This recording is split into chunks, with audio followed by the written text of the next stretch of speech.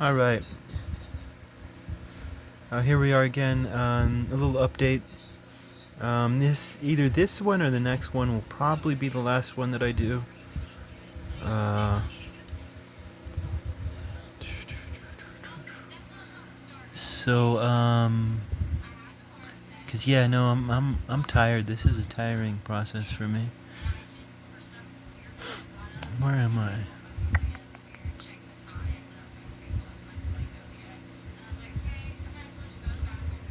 Shit, I don't even remember.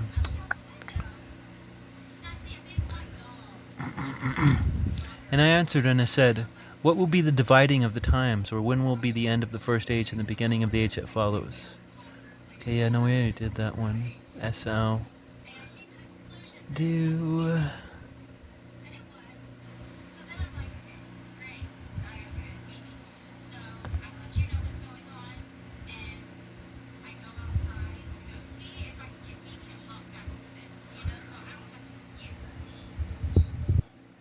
Okay, I think we did that, right? And the truth which is so long without fruit shall be revealed.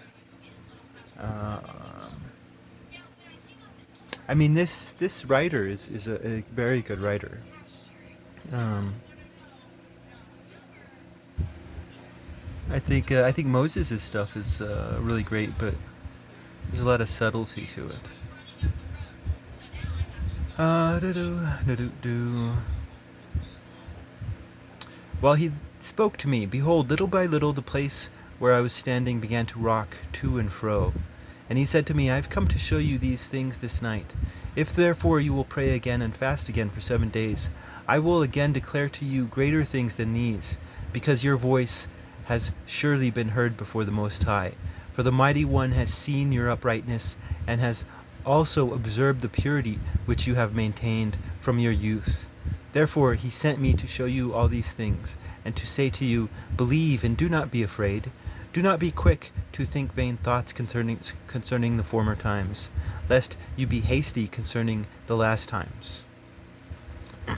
So first of all, we have Ezra's uprightness, right?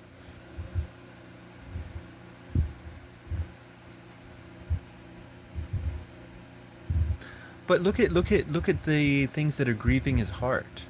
Look at the questions that he's asking. He is a man in doubt. Like, I hate to say it, but I think he's talking about faith right here, because he has doubt. Like, if we hear the word faith in our day, faith has nothing to do with doubt. It's all about certainty. It's not real faith. You can't have faith without doubt. And this is a man who's saying that if you want to be a good rabbi, do not be afraid of your doubts. It does just because you doubt it, that does not make you not upright. Because he sugarcoats a lot of this, because he knows that a lot of pious Jews are going to be reading this stuff, and he sugarcoats it, like we're going to hear in this next section. Now after this I wept again and fasted 7 days as before, in order to complete the 3 weeks as I had been told. And on the 8th night my heart was troubled within me again, and I began to speak in the presence of the Most High, for my spirit was greatly aroused, and my soul was in distress.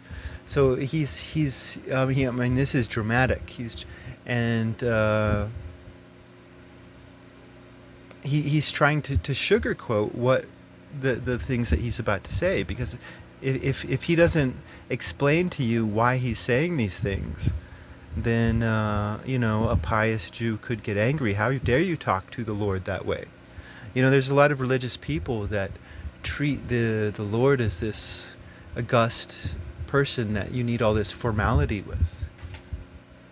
That's how a Phoenician or Canaanite god would be treated, because formality is a tool of control sometimes.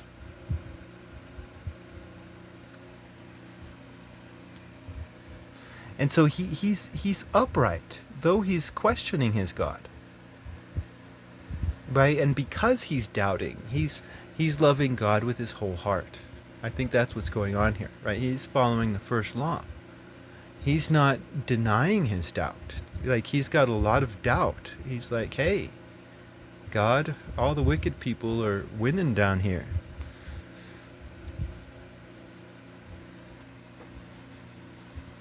Now, it had been talking a lot about quick and hastiness. Now, do not be quick to think vain thoughts concerning the former times. I think that's self-explanatory. Because for this God, love is success. Not material success, not success in war. The wicked man kills the good man, therefore goodness is blotted out. No, you can't blot out goodness. Of another. You can only blot out goodness of yourself, maybe.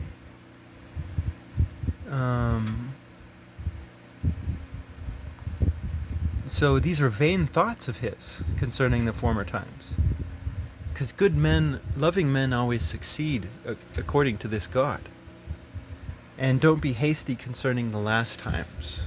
So, in other words, like we hear this in the book of Enoch, God will long suffer the unrighteous. So God's just going to wait and wait and wait and wait and wait until the people have had enough.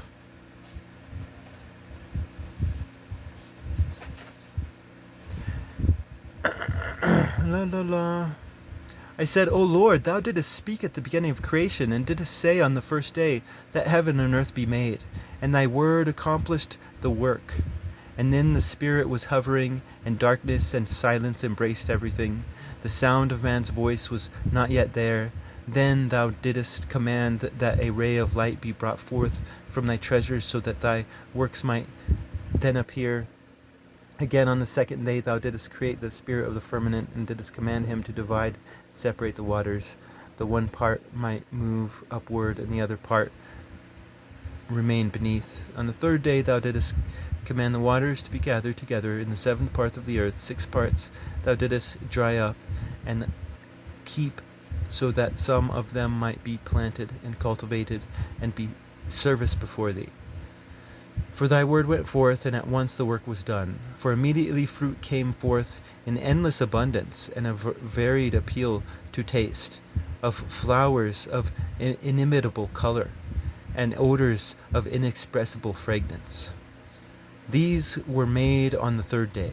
On the fourth day, so like right there, this is the abundance of Yahweh as opposed to the scarcity of the Phoenicians. On the fourth day thou didst command the brightness of the sun, the light of the moon, and the arrangement of the stars to come into being.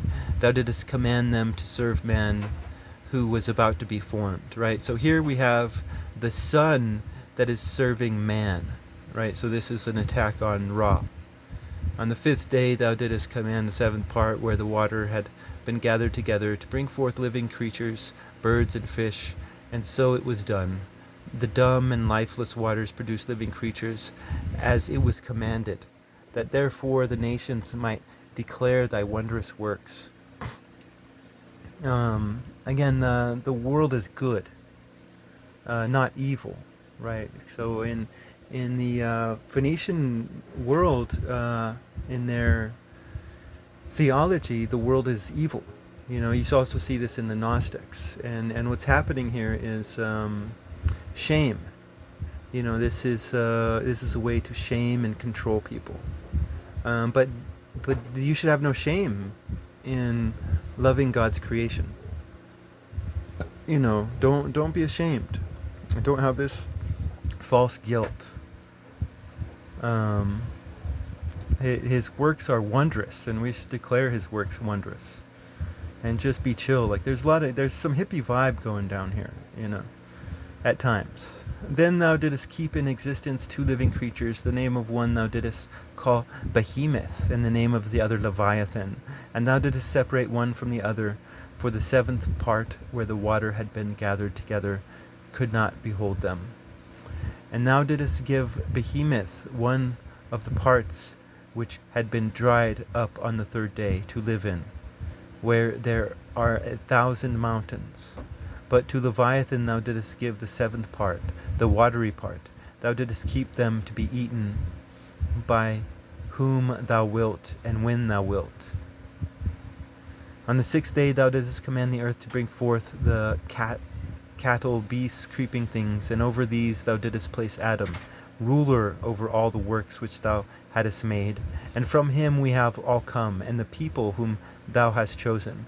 So Adam was placed in charge of the world, right? But like, oh my God, like look at how the Phoenicians treat their people.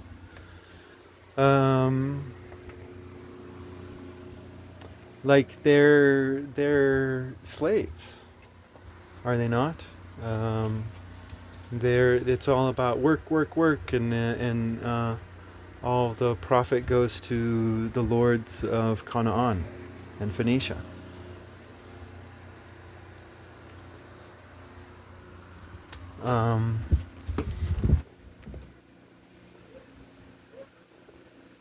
But but that's not how it's supposed to be. Adam's placed in charge. We are placed in charge of this world. This world is not placed in charge of us. All this I have spoken before thee, O Lord, because thou hast said that it was for us that thou didst create this world.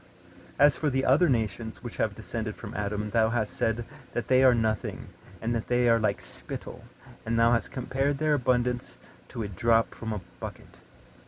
So these other nations, they do have abundance, but it's abundance without wholeness, without love, without respect.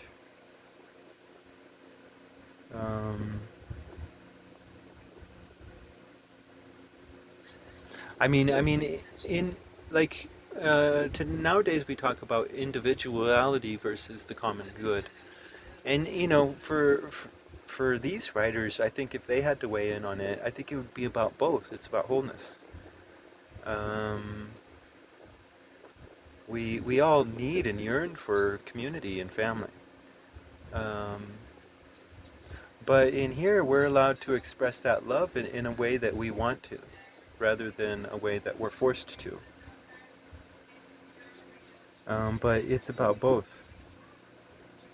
But these other nations, yeah, no, they have abundance, but they don't, right? Because instead of praising God's works, God's works have become a burden over them. How's that? That's good. La, la, la, la, la, la, la. And now, O Lord, behold, these nations, which are reputed as nothing, domineer over us and devour us. But we, thy people, whom thou hast called thy firstborn, only begotten, zealous for thee, and most dear, have been given into their hands. If the world has indeed been created for us, why do we not possess our world as an inheritance? How long will this be so?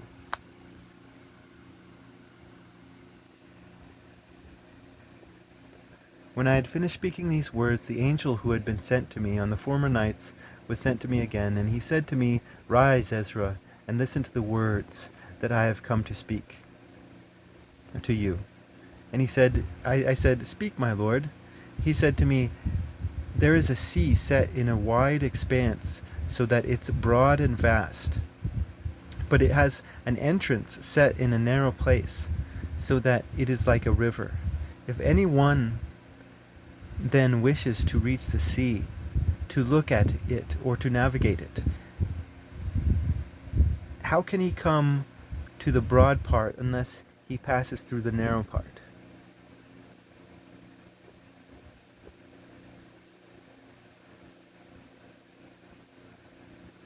Another example, there is a city built and set on a plain, and it is full of all good things, but the entrance to it is narrow, is set in a precipitous place, so that there is a fire on the right hand and a deep water on the left, and there is only one path lying between them, that is, between the fire and the water, so that only one man can walk upon that path.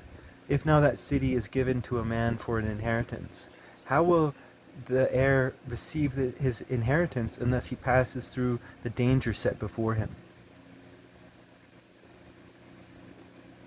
Um, well, I mean, I think this is pretty obvious what's going on here. Uh, this Ezra is really challenging this notion of a chosen people. And he's like, no, you guys aren't the chosen people. You know, uh, you've got to earn it. You've got to earn it. I mean, I think that's what's going on here. It's pretty obvious. You've got to earn it. You got to go through that narrow part before you get to the abundance, which is the broad part. And if you don't earn it, then psh, fuck you.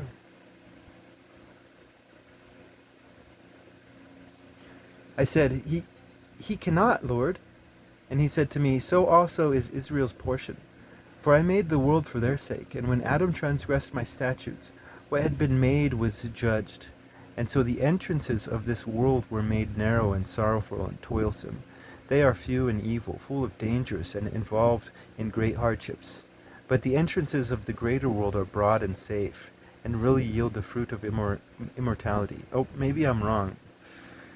I spoke too soon. Therefore, unless the living pass through the difficult and vain experiences, well, not really.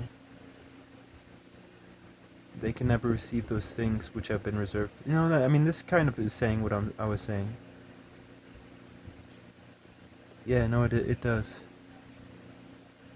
But, like here, right here, so the entrances of this world were made narrow and sorrowful and toilsome. They are few and evil, full of dangers, involved in great hardships. Again, this is the total sacrifice of the Phoenicians. But the entrances of the greater world are broad and safe, and really yield the fruits of immortality. So, I mean, he's talking not only about abundance, but immortality, which would be a more full life, I think. Um, and immortality would be like a more full life, at least, rather than necessarily immortality. Although I think this author does believe in immortality. Boom, boom, boom. But like immortality to him is God loving your story. You know, if you are a loving person, even if you're a loving person living the bad ways of the Phoenicians, you are still a loving person, and you suffer and toil like Adam, but that's only through lack of wisdom. They can never receive those things which have been reserved for them. Yeah, so this line here is about merit, definitely. Unless the living pass through the difficult and vain experiences. But now why are you disturbed, seeing that you are to perish? And why are you moved, seeing that you are mortal? And why have you not considered in your mind what is to come rather than what is now present?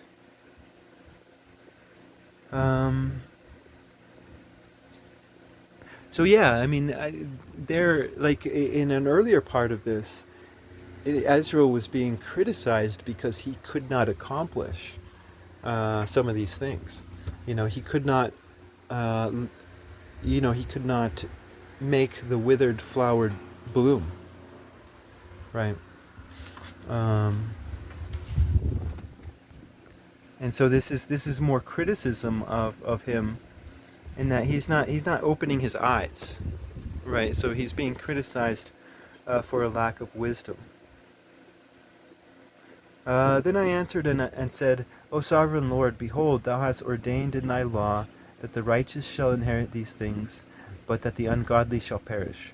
The righteous therefore can endure difficult circumstances while hoping for easier ones. But those who have done wickedly have suffered the difficult circumstances and will not see the easier ones. He said to me, You are not a better judge than God, or wiser than the Most High. Let many perish who are now living, rather than that the law of God which is set before them to be disregarded. For God strictly commanded those who came into the world, when they came, what they should do to live, and what they should observe to avoid punishment. There, nevertheless, they were not obedient, and spoke against him. They divided for themselves, they devised for themselves vain thoughts, and proposed to themselves wicked frauds. They even declared that the Most High does not exist, and they ignored his ways. They scorned his law and denied his covenants. They have been unfaithful to his statutes, and have not performed his works. Therefore, Ezra, empty things are for the empty, and full things are for the fool. For behold, the time will come. So, empty things are for the empty, full things are for the fool. I think what's being said here is that justice is always being accomplished. So what that the wicked man succeeds? He hasn't succeeded because he's empty. He's got nothing. He might have a big bank account. He might have a lot of influence or fame through nepotism or whatever.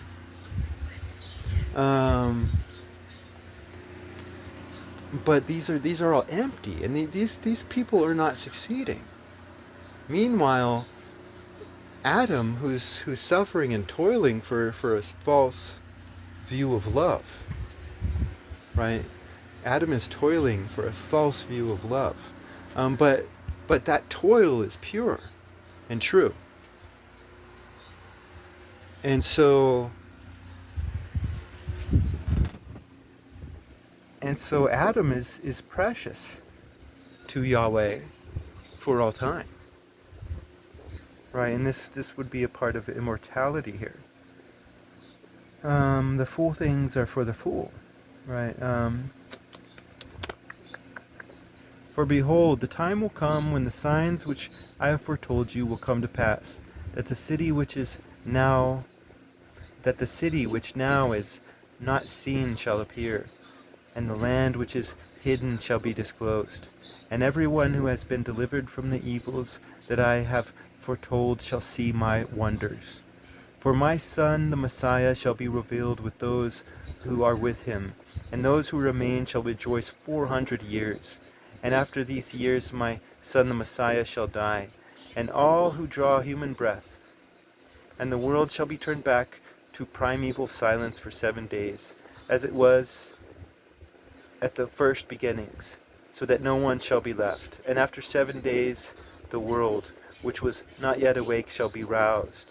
That which is corruptible shall perish, and the earth shall give up those who are asleep in it, and the dust those who dwell silently in it. And the chambers shall give up the souls which have been committed to them. And the Most High shall be revealed upon the seat of judgment, and compassion shall pass away, and patience shall be withdrawn. Right, and compassion shall pass away, and patience shall be withdrawn. So in other words, the righteous of Ezra's day are too compassionate, and they are too patient. Right, and whenever this future time is happening, the righteous people will no longer be compassionate, nor will they be patient.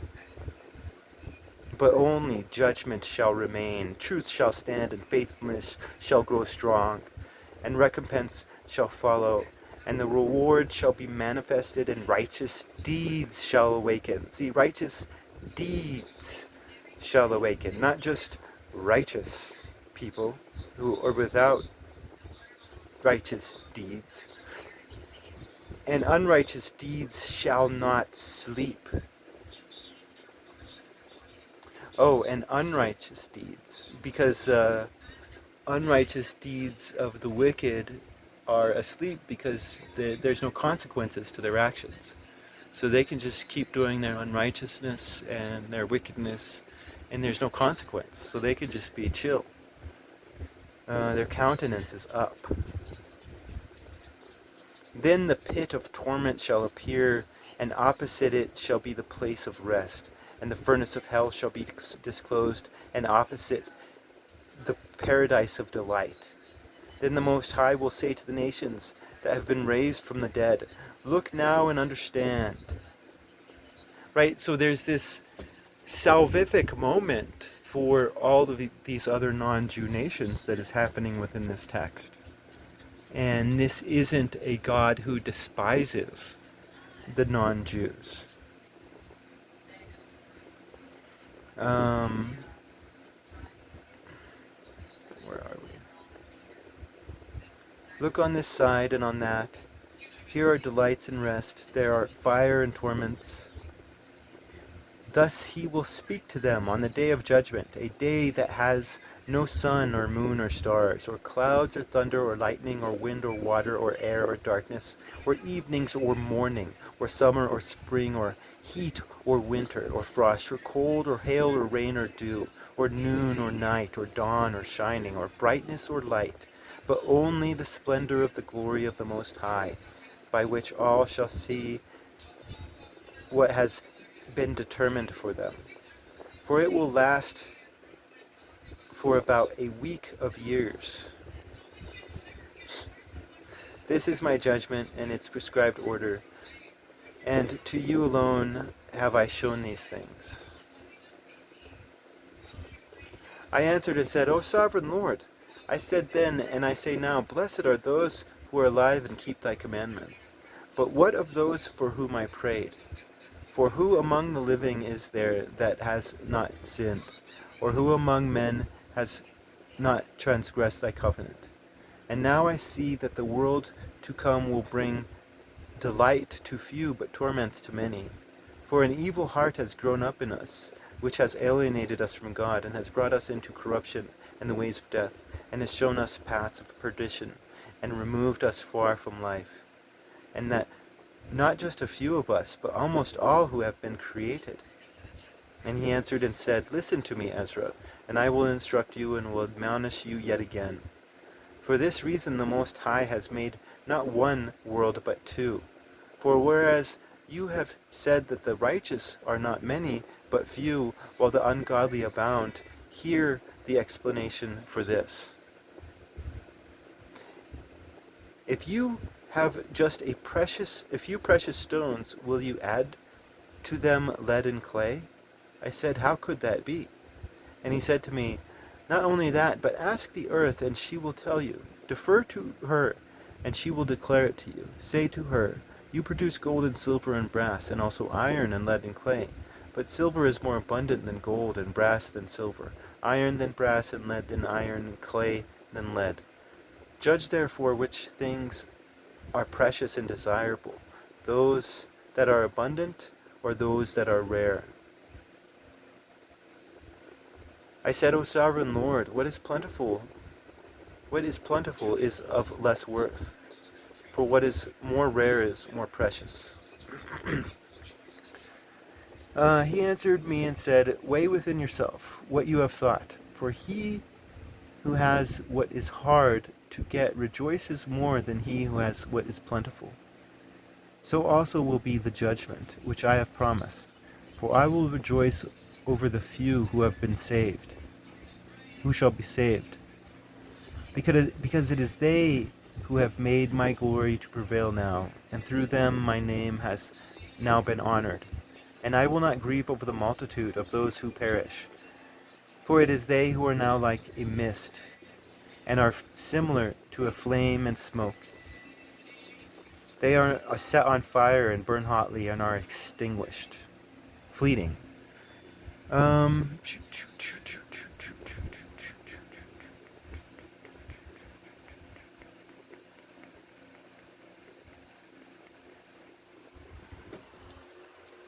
So this is pretty deep, right?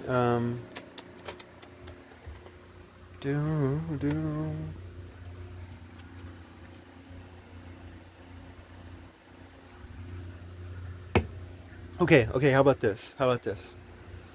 If we're looking at this prophecy, we're seeing this huge long period of time of unrighteousness, and then according to this prophecy, there will be a time where things flip, where countenances change, where the righteous start acting righteously. Um,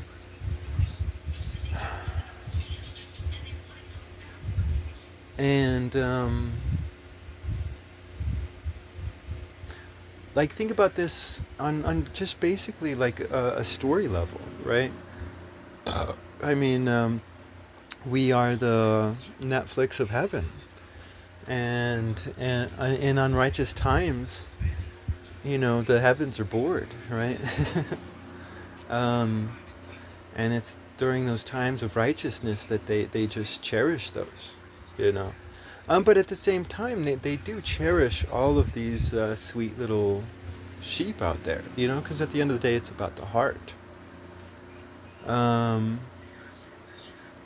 but I think what we're seeing in this God is that there are degrees. I mean, there are layers. There are like the different orders of angels. They're going to be different orders of humans. Um, I think that's kind of what we're seeing in this passage, because it's a strange one, right? And so, like, what I'm saying in my interpretation is that all of these people who are not saved, right? These unrighteous people who are not saved, are still going to be saved because they have beautiful hearts. But they're only going to be saved after the term of their toil and suffering ends, right? Because they wake up every morning and they sigh and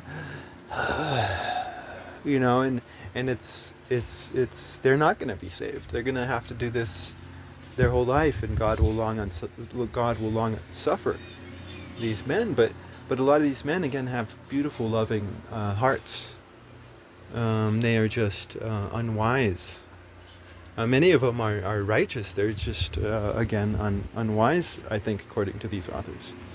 And so I think that's what we're seeing here. We're not seeing this only a few people are we're not. I don't think we're seeing this theological argument that people have nowadays. Like only a few people are saved and a few people are not. I think he's simply saying that there are certain men and women and children in this world that deserve a lot of praise from the beauty of their heart. They just go above and beyond.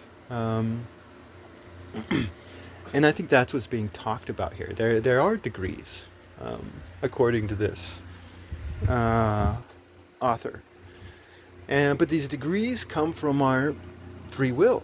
They're not by accident. And anybody can join the Saved Club. So I think that's definitely maybe what's going on in this passage. I don't know. What do you guys think? But I'm running out of time now. Again, I might do one more, but that'll be my last one. Goodbye.